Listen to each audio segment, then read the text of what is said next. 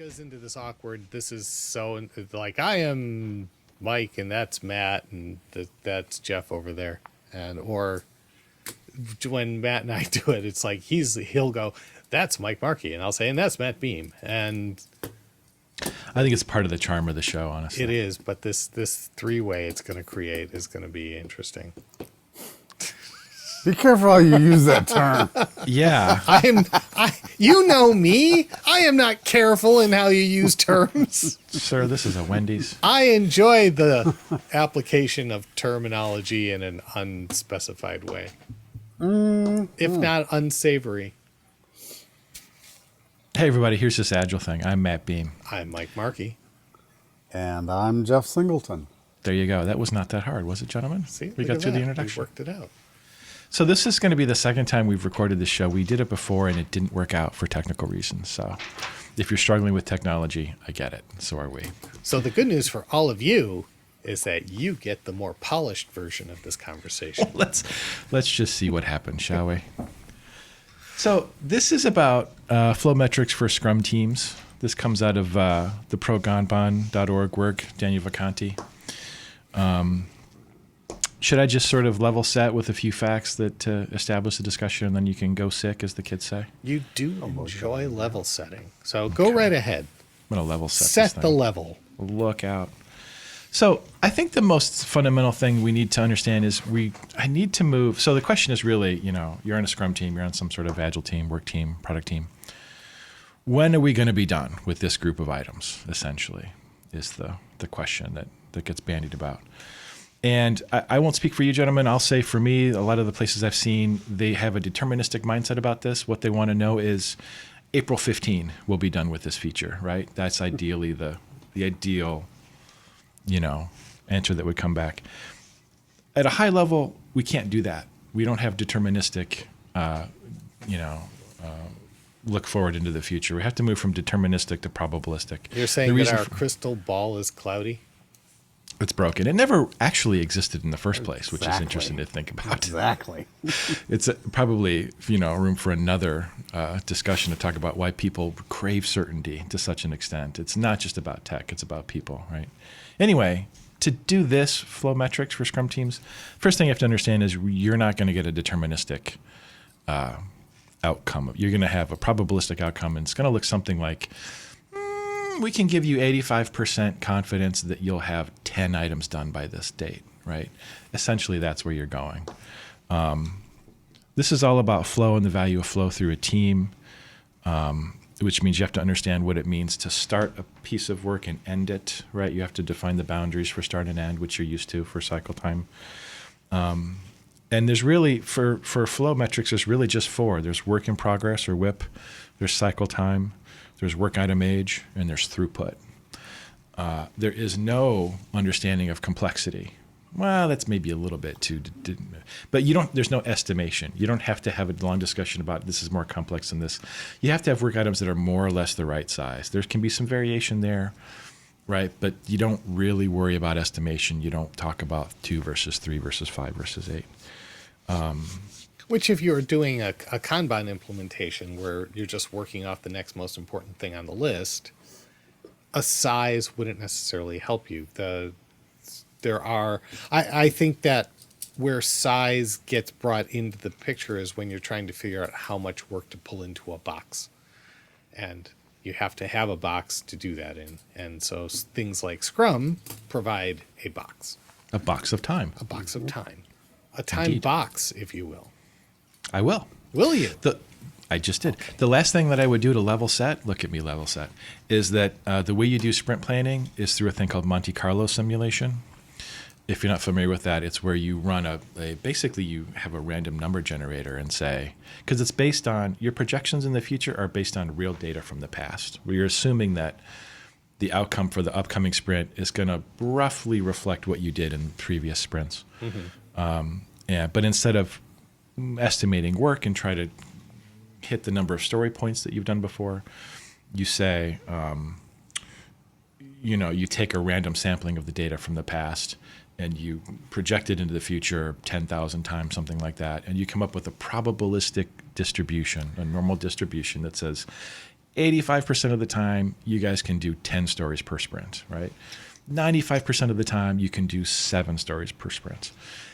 25% of the time, you can do 18. Now, what are you comfortable planning for, right? And basically, the great thing about this is it puts it back in the product owner or the stakeholders' lap and says, if you need to make sure everything happens, choose no more than 7 things, right? If you have more tolerance for risk, load this sprint up. But, our data says we're probably not going to get there. So, this It I've changes level the set. conversation, essentially.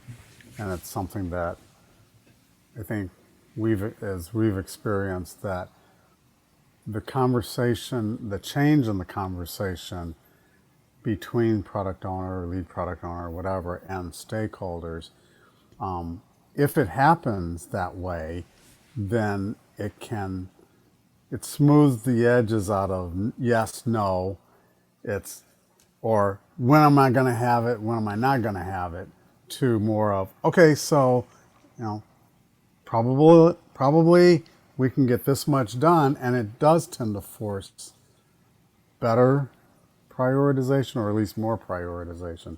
Mike, I stepped on you there.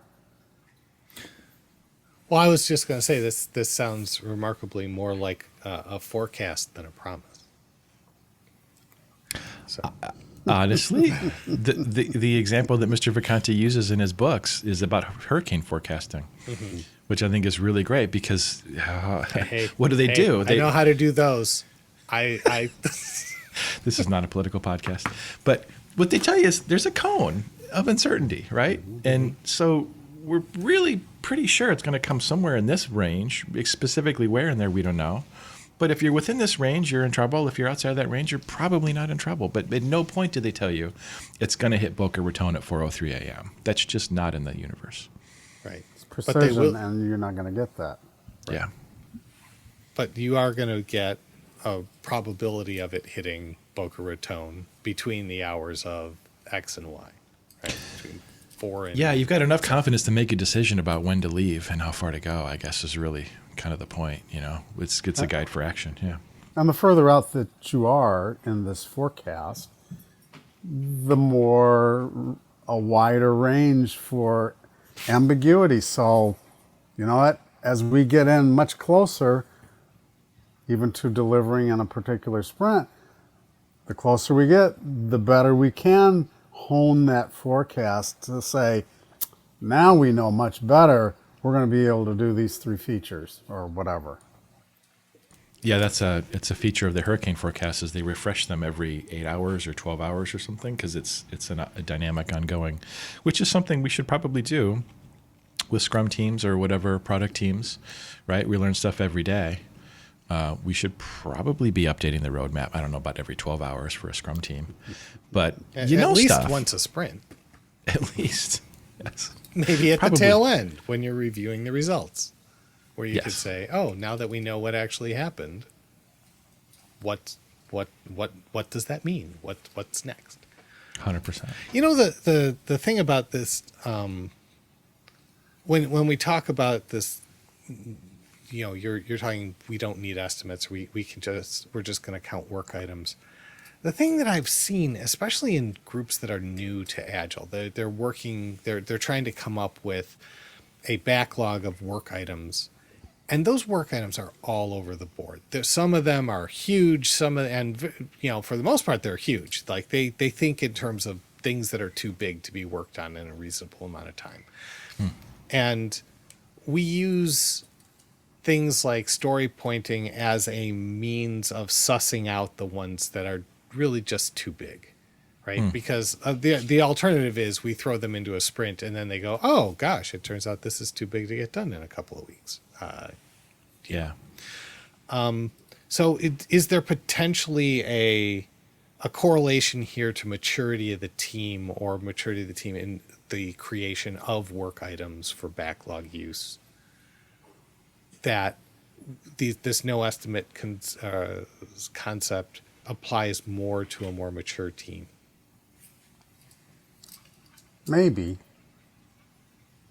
But think about this. I mean, if we're teaching even young teams immature teams, if you will, how to slice stories better, how to get them into something that is digestible within the context of your time box, whether it's a 2-week sprint or a 3-week sprint or whatever it is.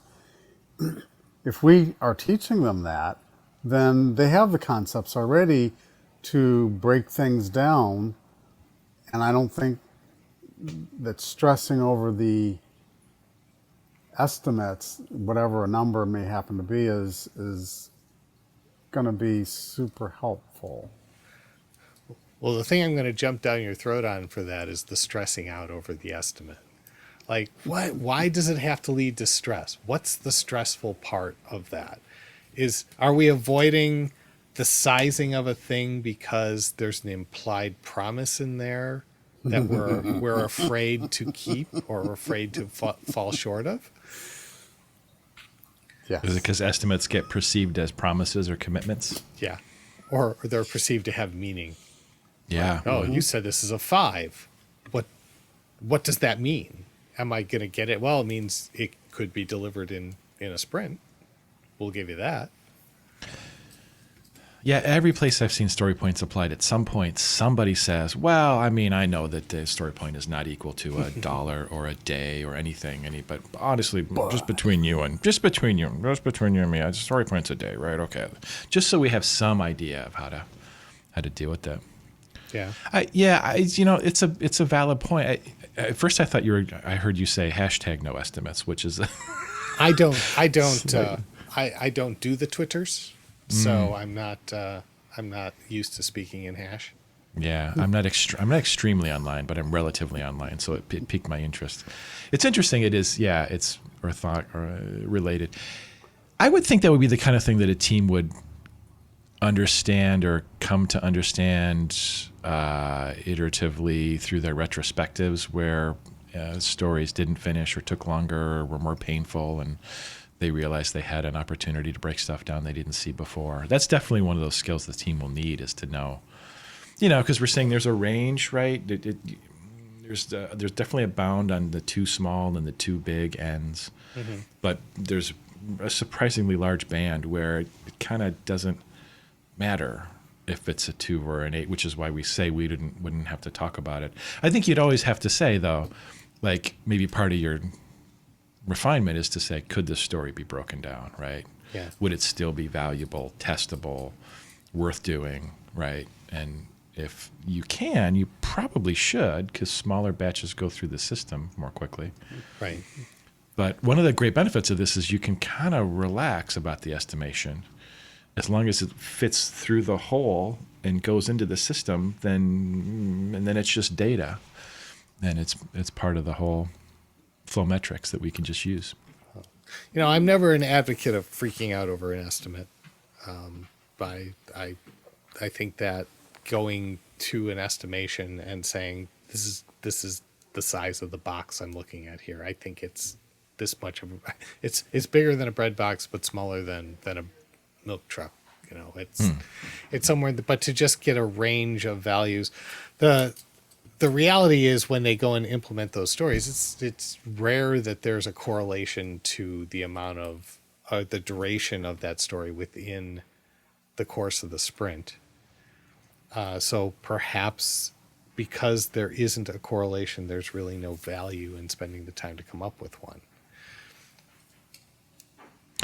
That's kind of so this stuff is all based on scholastic underpinnings. There are studies and there are, physical laws. And one of them is one of the ideas underneath this is that you're dealing with random variables, and that's why you can't do deterministic. Like, you can't say, like, maybe if you're building a bridge, I don't know, I'm not an expert on bridge building, but to put up a section takes 6 hours, right? Because it's the same piece of steel. It's the same bolts every time. It's the same tool. It's probably the same people, right? So if you've got that level of, static variable, then you can build a Lego sort of project plan on top of it. But this stuff, the cycle time, like, you just don't know, because if you're dealing with software, you can't know that. And so technically they're random variables. And so, yeah, you should, maybe that's part of why it was so painful in the past, is we're dealing with these random variables, but trying to shoehorn them into a deterministic process, which frustrates us every time. And our goal, and what's our goal? Is our goal to cram so many points into a sprint, or is our goal to deliver value? It depends on who's asking. Well, And that really kind of gets to, so it's not a matter even of teams stressing over estimation or forecasting, because that is valuable, and they don't.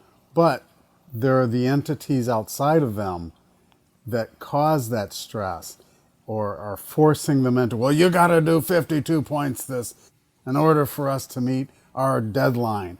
And so it's those outer antibodies, if you will, that are actually exerting the pressure so that it does become more of a stressful sort of thing. And we see this all the time, don't we? Mm-hmm. But so would this eliminate it though? Would it, or would it just shift it to a different unit? So you guys have done 12 items in the past reliably. So give me the next 12 items on the list in the next 2 weeks, because that's what you do. And the thing is that, what if those aren't like sized items? What if they aren't apple? Maybe it's not a bag of apples, right? Maybe it's just a bag of random fruit. And some of them, on average, you might get to 12. But if you happen to have a few watermelons in that bag, you're not going to get 12 items, and you're going to have the exact same problem that you face with 52 points. It's just right. Yeah, I mean, so this approach does make the assumption that your future looks like your past, right? And so if you've been dealing with apples, we are assuming that they will be apples. But maybe that's just another part of the whole sort of refinement process, and noticing when you've got watermelons that need to be cut up into apple-sized chunks or something like that. Yeah. Yeah. And so there's a point, and so this is taking me back to maturity. There is a point at which a team gets a sense for how big work items are, how much effort they tend to put into a thing, and so they can look at the apples that are in your bag and say, yeah, that's a normal apple. That's a normal apple. Or to go to Jeff's common example, there's the kittens, and then there's the exploding kittens, and then there's the fat cats. And you look at that and say, that's not a kitten. That one's not a kitten. No kitten there, right? Oh, but that's a kitten. That's a kitten. This is a kitten that scares the pants off me, and therefore it's an exploding kitten, right? So whatever size you're using, or whatever you're using to apply, I'm going to argue that there's effectively no difference between saying that we're going to have a backlog full of like-sized apples and having a backlog full of apples of varying sizes that we are able to discern the difference between them. The only argument that you could make is, well, why are you even wasting your time coming up with the variation in the sizes of the apples? And I would say there's a chance that could be useful at a certain stage in a team's development. That until they learn what a normal apple is, then to just keep throwing watermelons at them and say, there, apple. It's not going to work, right?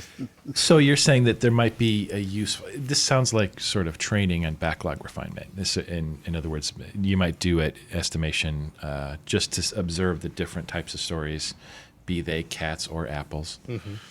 Or crabs. And get better at, or crabs. Crab apples. This is where the metaphor breaks down for me. But to get, because right sizing is definitely a skill, right? How do you know that the story is right sized? Yeah. So, but it strikes me that like there are, we've talked about a number of different sort of anti-patterns that can happen with sizing and sprint planning and commitment and all that stuff. And like, I feel like I should say that this is just another process, or like we can't fix anti-patterns or, cultural things with a process, right? It's just a policy that tends to work. And if you got somebody who's coming in who is determined to say, I'm going to take whatever this team can do in the next sprint and I'm going to demand that they put 30% on top of it as a stretch goal or whatever. Like, there is no planning process that is going to, like, that's not about the planning process. It's about our perception of the planning process. Would you agree or no? I'm not sure. So Matt, in some aspects I do agree, but I think one of the things that we have learned is that structures and systems, call them processes if you like, do influence behavior. Now, not exclusively, but to the point that you're making earlier, if it changes the conversation, so the stakeholders that want to know, when am I going to get it? And if you're successful in changing that conversation to a very probabilistic nature, based on our history, this is what we're likely to be able to deliver when, and then we can say that with 85% confidence, say. Then if you're successful in having that shift in conversation, then I think it does change the behaviors. And so to that end, a process or a measurement mechanism, which is just, another part of the process, it is a structure that can help shift the behavior. Now, if somebody is, I want to know how many hours you're spending and how much it's going to cost, if they're stuck in that groove forever, then yeah, I don't know if you're going to be able to get them out of that with this kind of a conversation. But I think the majority of stakeholders, if you reason with them, they just want to understand, hey, am I going to get it next quarter or am I not going to get it next quarter? Yeah. What do you think? Yeah, this is all based on more of a throughput accounting sort of mindset as opposed to a cost accounting mindset, right? So I think what I hear you saying is if there's somebody in there who wants to know every single minute of every day and what all the resources are doing, make sure there's no resources that are idle, right? Fill up that highway. Just pack it with cars, man. Because that's where you want to drive, on a highway, on a resource that's 100% utilized. That's how you get stuff done. Yeah, that's not going to work. Yeah. Well, if we couldn't handle it, why did we put so many lanes on that road? I mean, I don't understand. Of course, we want to fill it with it. And every car is about 20 feet long, and the lanes, It is shocking once you see the difference between cost accounting and throughput accounting, right? Yeah. How you want people to be waiting for your work, right? Because that's how it zips through the system. There's no waiting, as opposed to your experience as a person going to the hospital, right? It's all waiting until you get to see a doctor or somebody. Anyway. All right. So where's this land us on throughput? So we've discussed how to determine how much is coming through the system, but there's other aspects of it that you talked about. There's the controlling WIP. There's the work item age, right? How are you using those in this system? Yeah, totally. So, you could go through all of the Scrum sort of events or meetings and talk about what you'd want to do. I mean, there's basically two artifacts. There's a scatter plot, which is what shows the cycle time distribution. So that's useful for sprint planning, where you get to see, like we talked about before, 85% of the time we deliver 10 stories. So that's what to plan for. I think in your daily stand-up, you probably want to be looking at a work item aging chart, which just basically shows you, here's all the work items that are in process. Here's how long they've been in process. So you probably want to talk about the one that has been around the longest, started but not finished. And the other thing that I think is really probably worth talking about is the whole Monte Carlo simulation, the way that you generate the statistical probability distribution. This involves math. I don't know if you guys have ever put together a Monte Carlo simulation in Excel. I was going to say, have I ever done math? Yeah. So Far more than I thought I would when I was in school. So it might be interesting if you guys want to like try your hand at doing this. I kind of figured out how to do it. It's more complicated than this is embarrassing, but Are you counting cards? I am not counting cards. That gets you thrown right out. Allegedly. You can do it in Excel, but you have to like get representative data and like make a list of all the days and how many items finished on which days, and then create a random function that samples randomly and then puts it there and aggregates, and then do it 10,000 times and create a distribution. It's kind of a lot, honestly. It's very arduous, yeah. Yeah. We just, at a client, I don't know, about a year ago, another coach, we were doing Kanban, frankly.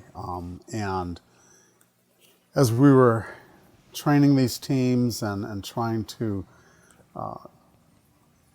get a grasp of the work item flow through and help them with their Monte Carlo analysis, it was a very cumbersome process, and the other coach essentially was spending enormous amounts of time trying to hash through these Excel worksheets. And so honestly, I wonder if there's got to be tools out there that are much more effective at arriving at that. I mean, it's math, it's a formula, so certainly you can embed that in it, algorithmically, and embed it in some program or something. So I don't see why we haven't seen something outside of Excel. Well, this is, Daniel Vacanti should really be paying me money to say this, but there actually is a tool, and he built it. It's called Actionable Agile Metrics, I think. Yeah. And so honestly, that's the conclusion I came to after hacking on Excel for like 3 days. I was like, I am not getting the value out of this. Like, there's a tool that does it, and you can just get a monthly subscription and create a CSV and load the data up, and you get all of this stuff. It's really slick the way it works. So that's one option. You could obviously do the work yourself in Excel and be responsible for all the formulas. You can also just, rent a tool. Has anyone created the Jira plugin yet to do Monte Carlo simulation? I have not, but that's an option as I well. just checked the Atlassian site that's a ticket that somebody has requested. Oh. So Yeah. I'm assuming no, it doesn't exist yet. No, I don't think it does. As of this recording. Correct. Yes. February 17th, For all we know. 2023. It's just this close.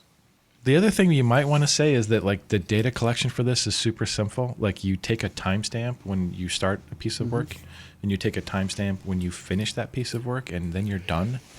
That's your data collection, and all of this stuff gets derived and calculated based on that. So it's not like it's a lot of, you might struggle with the Excel sheet, but like day to day, it shouldn't be very much overhead. Well, there are plugins that will help you with cycle times or even status times. There's a time and status plugin in Jira, and another one that's status time. But there's actually two that are closely related. But I've been actually using one at a client in which X can run a report that will show all the transitions of a work item through all of its statuses.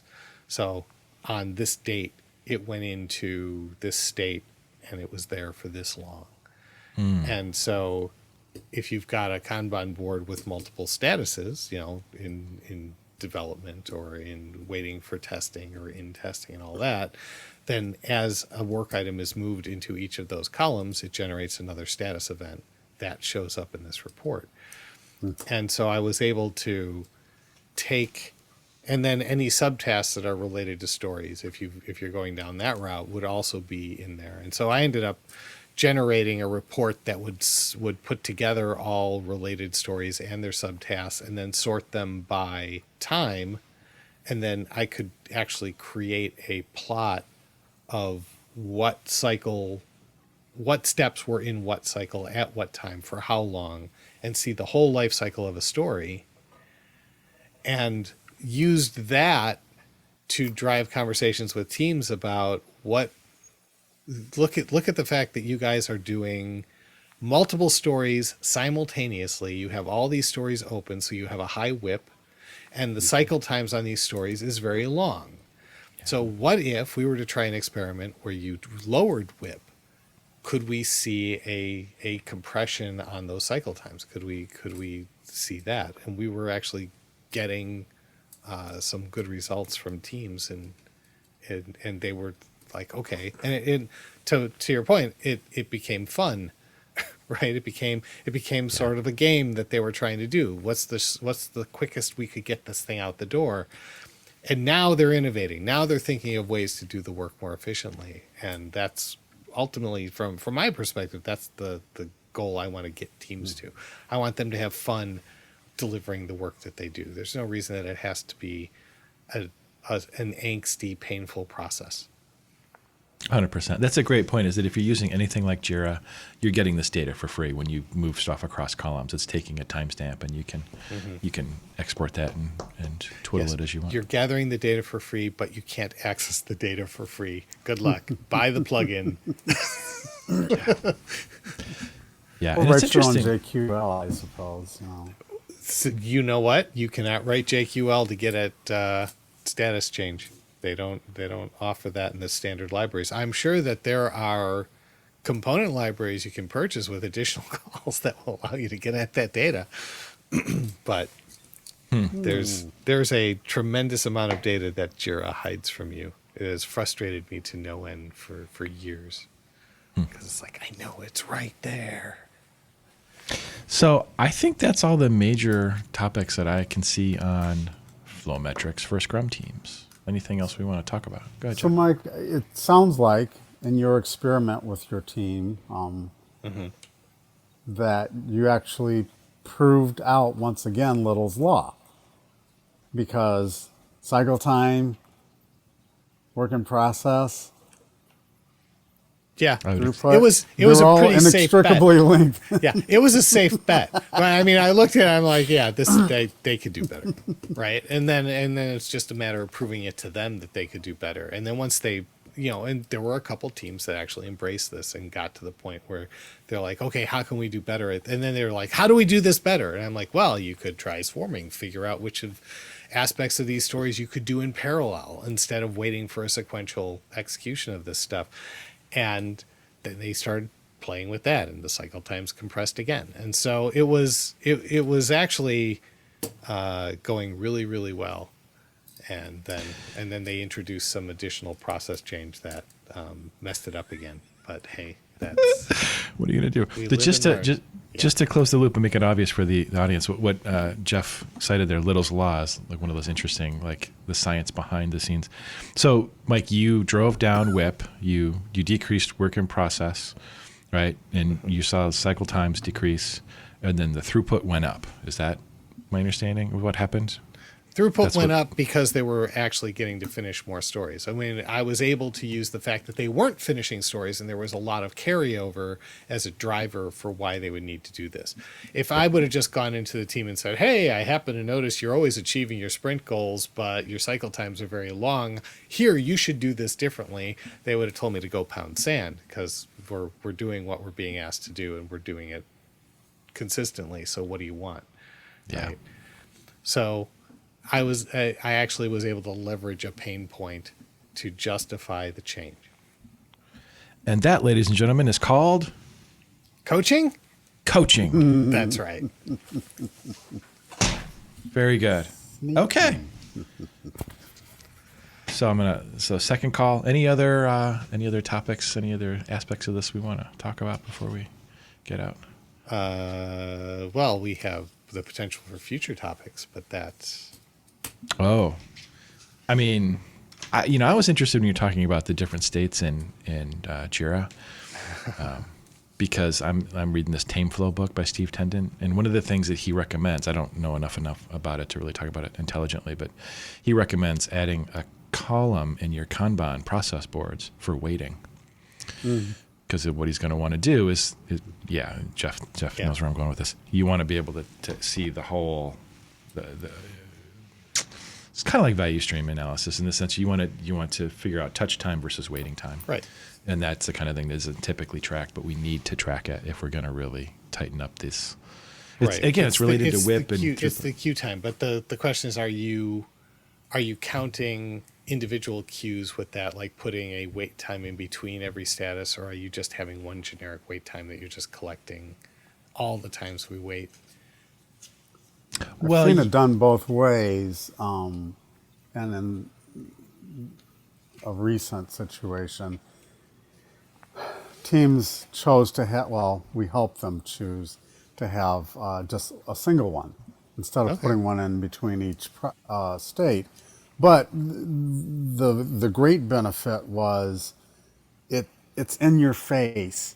So when they're doing their daily stand-up, it's glaring there. You've got 6 items in waiting. Ooh. And it should feel painful. And they would ask us, well, do we have a WIP limit on it? Yeah, it's 0. The objective is to have 0 things in waiting. Nothing That's waiting. your WIP limit. Only things are active. And you know, how many times do we run into that in an organization though, where we give them a metric, we show them how they're falling short of that metric, and then they're like, well, wait, what am I supposed to do? It's like, well, you're supposed to do this. It's like, well, that seems unachievable. Like, well, is it? Because I can tell you there are organizations that achieve that. So, you know, I had this conversation. Someone was talking about how they were willing to forego speed in the service of achieving quality. Like they would rather see quality than speed. And they punctuated that as, you know, there you go, mutually exclusive concepts. And I said, well, I'm gonna say quality is non-negotiable, and speed is possible while maintaining quality. There are organizations around the world that do this. So why would you settle for speed at or quality at the expense of speed when you could be going for both?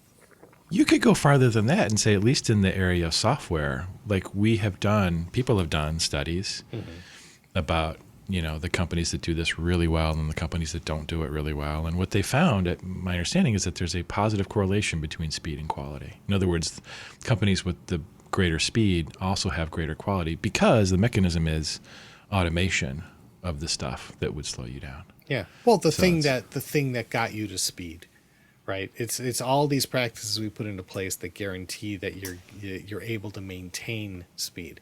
Because hey, you stick one developer in a corner and he can code the heck out of things, right? And he just finished work really fast, but it's not done yet. There's a continued gauntlet that it has to pass through, and the back and forth, the return times on that end up negating the apparent speed that we're faced with, right? 100%. So Yeah, so much of this is about the systems thinking. It's about, you know, not optimizing the crap out of this part here and thinking that you're good, not seeing that it doesn't add up to anything that the enterprise finds valuable or that customers find useful or usable or right technologically is feasible. It's just, you know, you have to look at the whole thing. Yeah. Yeah. How much do you love when they say, "Oh no, so and so has to do this one because he'll do it the fastest"? It's like, Oh, we hear that all the time. oh, you mean you've got a single point of failure of knowledge in this area? What I hear you saying is, if so and so falls off his bike and breaks an arm, you're in trouble. It's a trap. Yeah. Yeah. Well, we can't afford to train anyone else. I would argue you can't afford not to. All right, gentlemen, I'm hearing the end of this conversation You distinctly mean in my this headphones. here agile thing? That's what this was. That's what this was For Mike Markey. for Matt Oh. Bean. And for Jeff Singleton, who has one more comment. Please, Jeff, go ahead. I guess my closing comment on the flow metrics is they are not something that can be gamed. When we talk about metrics, so many metrics can be easily gamed. And I would dare any team or individual to try and game the flow metrics. I would love for them to game the metrics at least, how are you going to do that? How are you going to game the cycle time? Are you going to make your story smaller or something? Oh, no, good. don't do That's that. a good idea. That's a good Oh, point. boy. That is a really good point. It's an excellent point. Yeah, and maybe that's why I love it so much. Is like it's just friggin' math, people. Like do whatever you want, but anything that you do to manipulate it, it's just gonna take us in the right as direction. long as what they're doing isn't chopping quality out. It's like, okay, Well, that's hey, the I can yeah, shorten cycle right. times. We don't need to do these Right. code reviews. What's the benefit of that? The testers will find stuff. It's like, well, and there would go your cycle time. Yeah, and your value, by the way, if you're shipping crap. Yeah. Well, if you're measuring also defects, then that's kind of that other governor there. We did so. not list that among our assets in the four I know. metrics to flat the more. So why did our illustrious author leave that out of his conversation? I'm not sure that he did. Maybe the person. Okay, maybe the person summarizing the list. Exactly. There's only just people. four things to worry about. Just four, only four, Crash. and error 5. count. Okay. Yeah. There's an asterisk there. So. Exactly. All right. I think that's it. All right, that's it. That's Mike. That's Jeff. I'm Matt. Thanks, everybody. Gents, See ya. over and Farewell. out. See you next time.